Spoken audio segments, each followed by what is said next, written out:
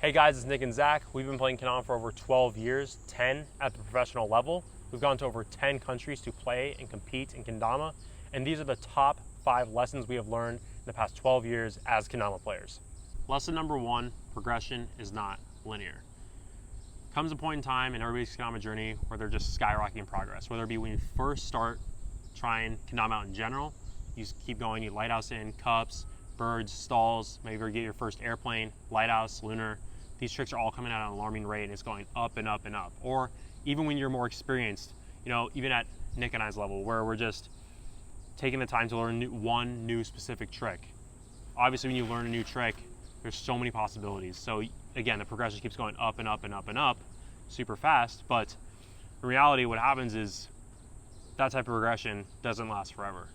If it did, everybody would be Takia level at Kendama, but that just isn't the case. And it's why Kendama is so difficult, is because at some point the returns for the effort that you put in are not going to be as visible as they once were. For example, in the past, when I've learned juggles and Ken flips, I put countless hours into them. I always thought they were the flashiest trick, and I remember progressing in juggles very, very quickly when I started, putting in a lot of work, of course, putting in a lot of hours, but I was going from 3 to 4 to 5 to 6 to 10 juggles, 5 juggles to down spike, 6 juggles to spike. And I remember looking at the caliber of tricks that pros were doing, and I was like, I want to reach that. And it came to a point where I was trying to do instant juggles off lighthouse, and I just had a mental block. I had a mental block. I couldn't separate the juggle into 2 motions, where I go from the instant lighthouse flip and then separate it with the juggle. It was all one motion for me, and it took a long time, many, many hours, to even get on the other hump of that progression, to actually see myself, visibly having better just motions with that trick. And for Ken flips, it took actually multiple years for that to happen. Yeah, didn't you go through a period one time where after you became pro for sweets, you were doing a lot of these triple Ken flips and then you lost them? Yeah, I was just doing Ken flips so much and they were feeling really, really good. And then, I just woke up one day and they just felt really, really weird. And I thought they would come back within the next few days, but it actually took about like 2 years for that to come back. And I think I lacked intention on my practice. I kind of thought it was going to happen for me, but I just lost them. And that's just after so many hours being put in, I just lost it. And for me, that was how my progression worked. I went from going like this, and then for me it was right back down. And I had to work my way slowly but surely back up. And sometimes it's hard to see the immediate results of the work you're putting in. It doesn't always feel like you're progressing. Especially the more skilled you get, the harder it is to realize your progression.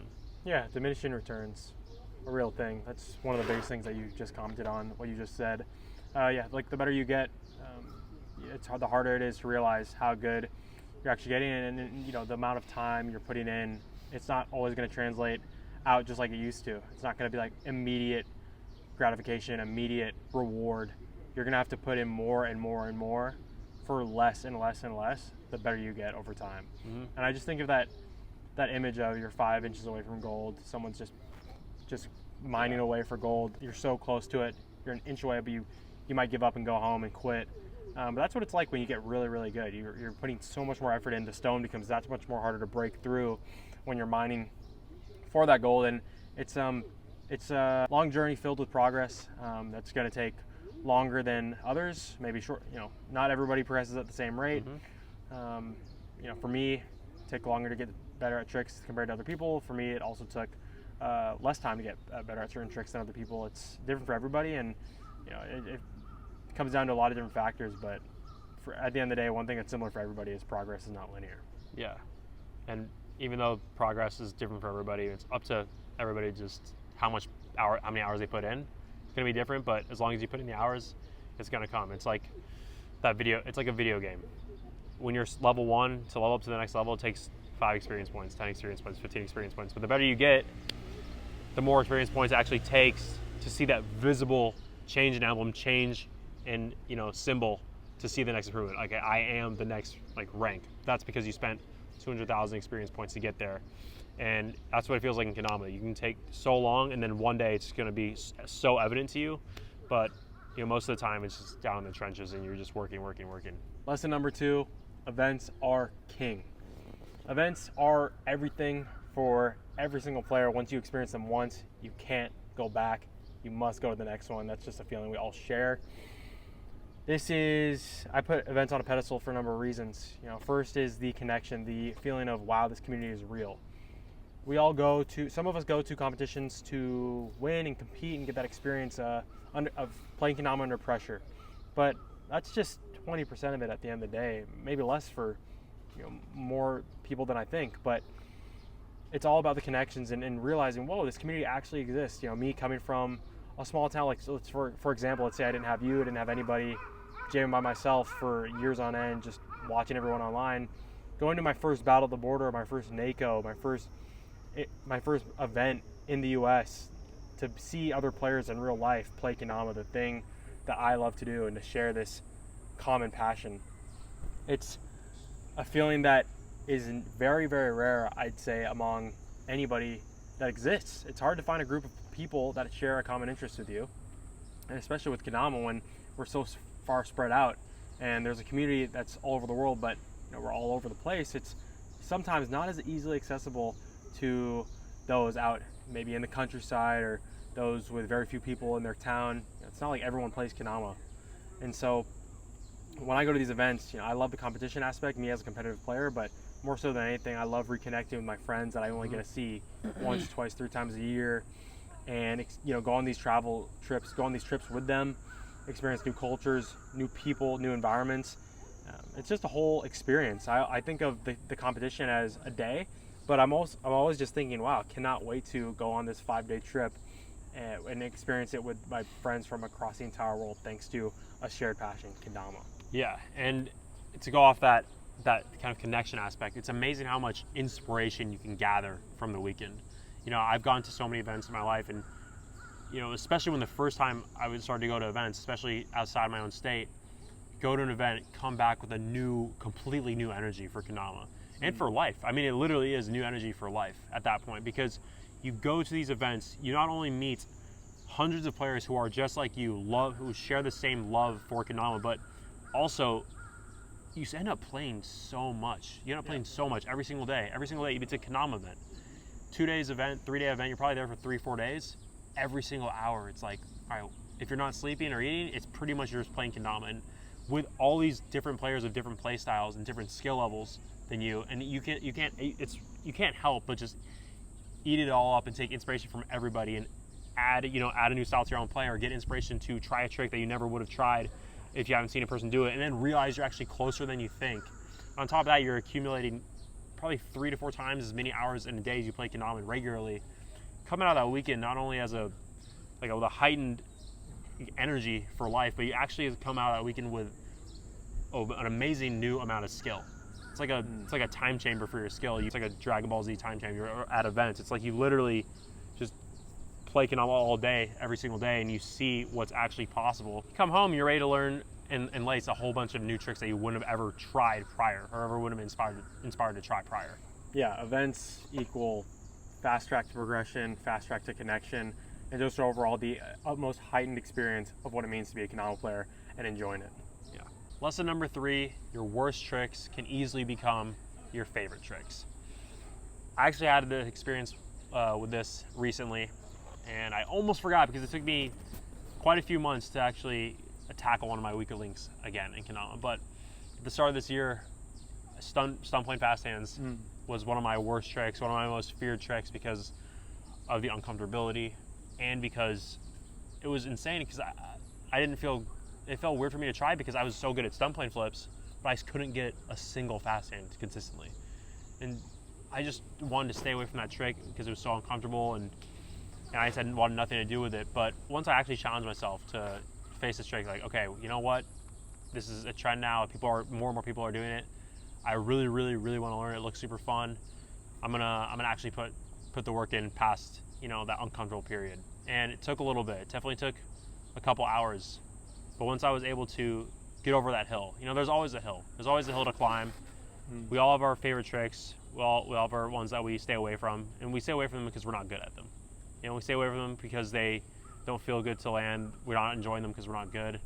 And it makes sense. It makes sense. But on the other side of that hill is a just hundreds of possibilities you can do with a trick, and 100 more possibilities for enjoyment, which is really the key at the end of the day for progression. And for me, when I actually did this, when I actually challenged myself to just do stuff like fast hands, which was a grueling process for the first couple of days, I realized that I was always a lot closer than I thought. I was always a lot closer than I thought to progression, because it did take a couple of days, but once I got over the hump of just landing the first basic variation, not the hump to just master the trick, but just literally the hump to master to do the first basic variation on a semi-consistent basis. That's when I really, the pathway to this trick actually opened up my mind. The possibility of me doing it showed itself, and within a couple months I was doing around five somewhat fast hands. And if I never got inspired to try, I probably would have been at the same place I started, which even today, which is not even doing singles consistently.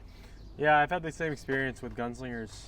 I used to hate them so much because I couldn't do them, and I couldn't get past triple to save my life. I didn't know the mental cue, but after a lot of hard work and finding the right setup, once I got the first triple, I became addicted to them. And this was many, many years ago, but now I have hit things like 10 whirl slinger, 12 pull-up gunslinger, these really huge numbers that I thought, if my 14-year-old self, could have seen, they would have been like, wow, there's actually no way that's actually me, because there's no way I'm actually putting that much time into a trick that I suck at and that I don't like. And it's just, what's on the other side of that hill, like you said, is a whole new world of possibilities for enjoyment and just so much opportunity to get better. It just takes that little push to get over the hump and to really see what it feels like to lace at your worst trick. You're like, oh wow, that sense of accomplishment felt good. And just watch it translate to more and more variations, getting you better and better and better. Lesson number 4, sponsorship isn't everything. Zach and I we were sponsored for 9.5 years. We've been playing for 12. And through these 12 years, we've seen a lot of other sponsored players as well maybe give up halfway or get their goals confused with, okay, wait, what's next after this? I achieved my highest goal. Oh, this is it? Or, what's going on? And then you see them fall off. You see them quit. You see them lose their motivation that they once had once they were on this journey towards joining this company. And this is what happens when you put this being sponsored goal on this pedestal of like, okay, all my problems are going to work out for themselves once I get on this company with these Kendamas. It's going to work out everything for my life, and we're going to be done. Can't get better than this. It's going to be peak. Yeah, it's not the case. Yeah, I think when people have that when players have that sponsorship as the end goal, I think some players actually think some magical thing is going to happen, like some explosion or their magical dreams are going to all come true at this one very moment of getting sponsored, when they get that official announcement, that official text from the company owner, okay, do you want to be sponsored by us?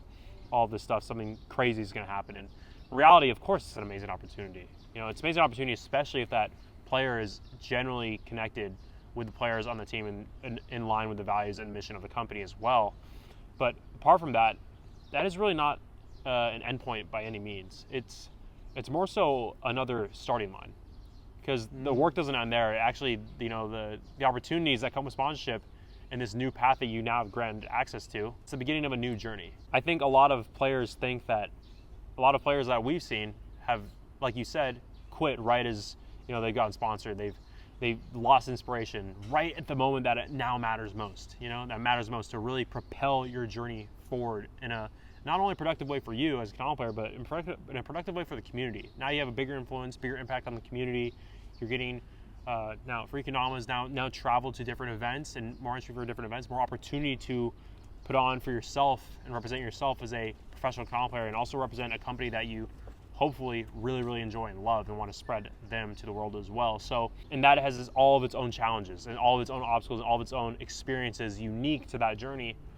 And it's a shame when people create sponsorship as a pedestal goal and they only get here and they fall off after they reach it, when there's so much more to be had. We were sponsored. We played, not professionally for 2.5 years, and we got sponsored, and our entire lives, not just Kendama lives, but our entire lives in general, were enhanced 100-fold by that. And that was just because we stuck with it.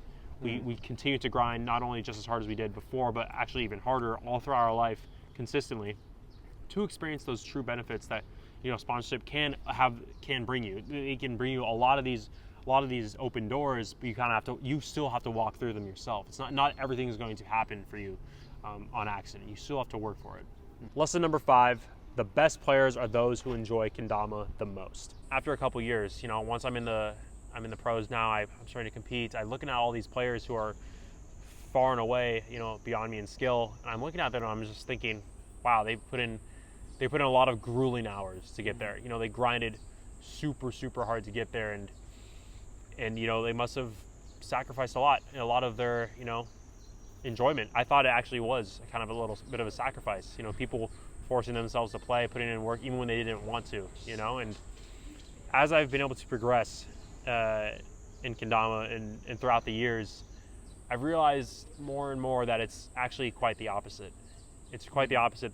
These players who are playing so much, they've unlocked, even through different eras in their life, different ages of school, different careers, different obstacles in their life that come their way. They've been able to find enjoyment in kendama consistently, and consistent inspiration and enjoyment in kendama no matter what. And the reason I'm so confident in that is because, one, me, for example, going through high school, college, out of college, all of these stages of my life had different stresses, different, responsibilities, different things that I was focusing on, different interests. Yet kendama for me, I've still been able to progress even after 12 years of playing, and I've seen it in other players too. It's like these players, they usually aren't gifted. They usually aren't just the chosen ones.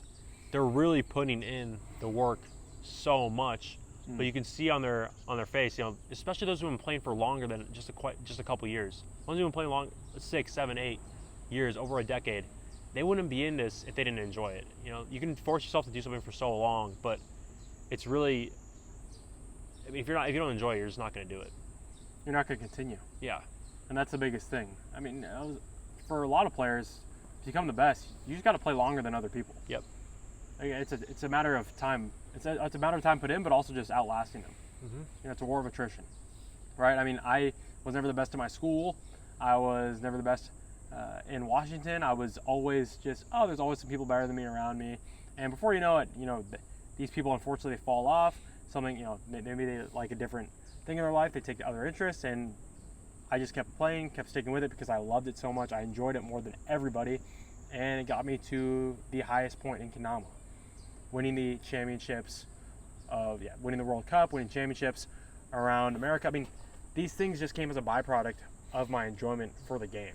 And it's the same thing for you, and it's the same thing for many other players we've seen in the past, and right now, those who are pushing not only in America but in Japan, and who you see at all these competitions just pushing the game to the next level are these kids. Who are really just raising the level of what it means to be good, to be extremely good at kendama.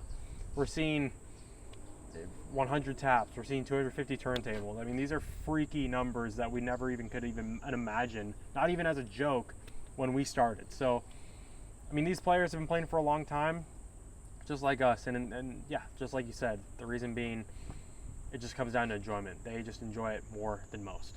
And to enjoy it more, some of the things we already talked about in this video, get in a new environment, when we talked about events, going to events with a new inspiration, a lot of access to new play styles, new people who are better than you. All of this, it is so much more fun and enjoyable to play with other people. Number one. Number two, try out some new tricks. It's not going to be fun forever. You can lace the craziest line of tricks you're already good at, but that's not going to bring even a tenth as much dopamine as learning the first basic variation of a trick you suck at. That's going to be a lot more enjoyable to do in that process that you maybe has been dull for a little bit is going to get lit up once again. So do yourself a favor, if you're not enjoying kendama right now, really take a look into the connection aspect of kendama, get inspired, talk to your friends in kendama, talk to people online that you really take a lot of inspiration from, or just try a lot of different tricks. I can guarantee you that kendama is going to be a lot more enjoyable that way. Guys, those were our top 5 lessons we've learned through the past 12 years of playing kendama. Comment below on what you took away, what you think was the most valuable of what we were speaking about, or maybe what you learned along your journey playing kendama yourself. Catch you guys later. Peace.